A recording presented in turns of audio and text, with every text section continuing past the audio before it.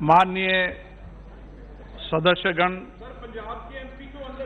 अत्यंत दुख के साथ मुझे आपको सूचित करना है कि जापान के पूर्व प्रधानमंत्री महामहिम श्री शिंजो आबे का निधन 67 वर्ष की आयु में 8 जुलाई 2022 को हो गया है।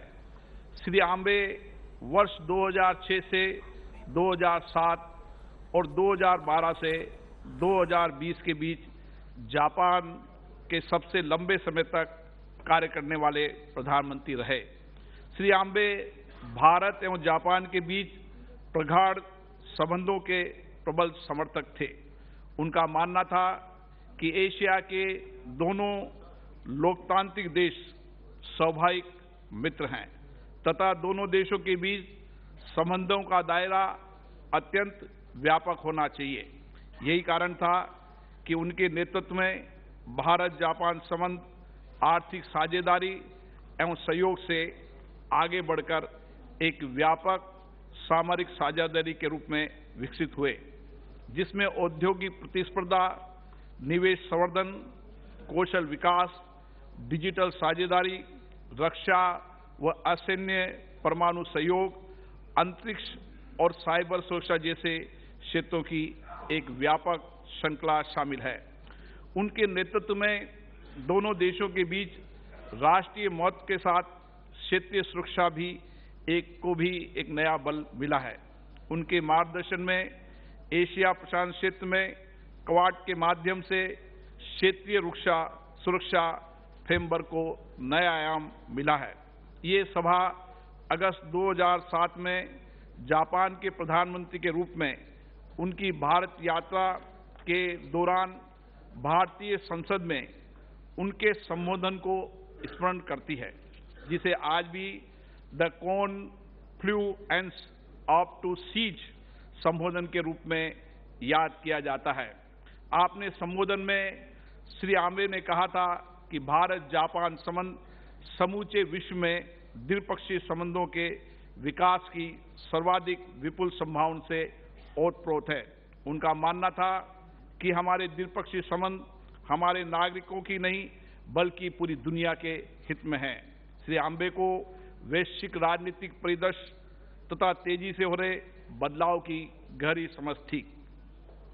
श्री आबे को सार्वजनिक मामलों के क्षेत्र में उनकी असाधारण सेवा के लिए 2021 में पद्म विभूषण से सम्मानित किया गया। उनके असमय निधन से एक और जहां जापान ने एक महान विजनरी राजनेता खो दिया है, वहीं भारत ने अपना एक सच्चा मित्र खोया है। श्री आबे अपनी आत्मीयता, बुद्धिमता, व्यक्तित्व की गंभीरता, सादगी तथा अपनी राजनीतिक सूझबूझ के लिए सदैव याद किए जाएंगे। ये सभा श्री शिंजो आबे के निधन पर शोक व्यक्त करती है और इस दुख की घड़ी में उनके परिवार, सरकार और जापान के लोगों के प्रति अपनी गहरी संवेदना व्यक्त करती है। महामहिम सदस्यगण, मुझे संयुक्त अरब अमीरात के राष्ट्रपति और अबू धाबी के शासक महामहिम शेख खलीफा बिन जायद अल नयान के 13 मई 2022 को हुए निधन के बारे में सभा को सूचित करना है। महामहिम शेख खलीफा को संयुक्त अरब अमीरात के विकास और उनके नेतृत्व में भारत संयुक्त अरब अमीरात द्विपक्षीय संबंधों को सुदृढ़ बनाने में उनके योगदान के लिए सदैव याद किया जाएगा। उन्होंने संयुक्त अरब अमीरात में बसे विशाल भारतीय समुदाय के हितों का संरक्षण किया। इसी कारण उन्हें वहां निवास कर रहे भारतीय समुदाय का भरपूर आदर और सम्मान मिला है। ये सभा शेख खलीफा के निधन पर शोक व्यक्त करती है और शोक की घड़ी में संयुक्त अरब अमीरात की सरकार और वहां की जनता के प्रति अपनी संवेदना व्यक्त करती है। माननीय सदस्यगण, मुझे अत्यंत दुख के साथ केन्या के राष्ट्रपति श्री मवाई किबाकी के दुखद निधन के बारे में सूचित करना है। भारत श्री किबाकी को एक ऐसे महान राजनेता के रूप में याद करता है जिन्होंने भारत केन्या संबंधों को और घनिष्ठ और मैत्रीपूर्ण बनाने में सही योगदान दिया। हम वर्ष 2008 और 2011 के भारत अफ्रीका फोरम शिखर सम्मेलनों में उनकी सक्रिय भागीदारी को भावुकता के साथ याद करते हैं।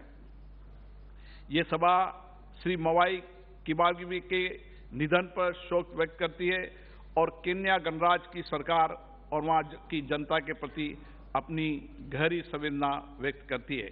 माननीय सदस्यगण, मुझे सभा को हमारे 8 पूर्व साथियों के दुखद निधन के बारे में भी सूचित करना है। श्री रविंद्र कुमार राणा बिहार के खगड़िया संसदीय क्षेत्र से 14वीं लोकसभा के सदस्य थे। श्री राणा विभिन्न संसदीय समितियों के सदस्य के रूप में तथा 2 कार्यकाल तक के लिए बिहार विधानसभा के सदस्य भी रहे। श्री रविंद्र कुमार राणा का निधन 75 वर्ष की आयु में 23 मार्च 2022 को नई दिल्ली में हुआ।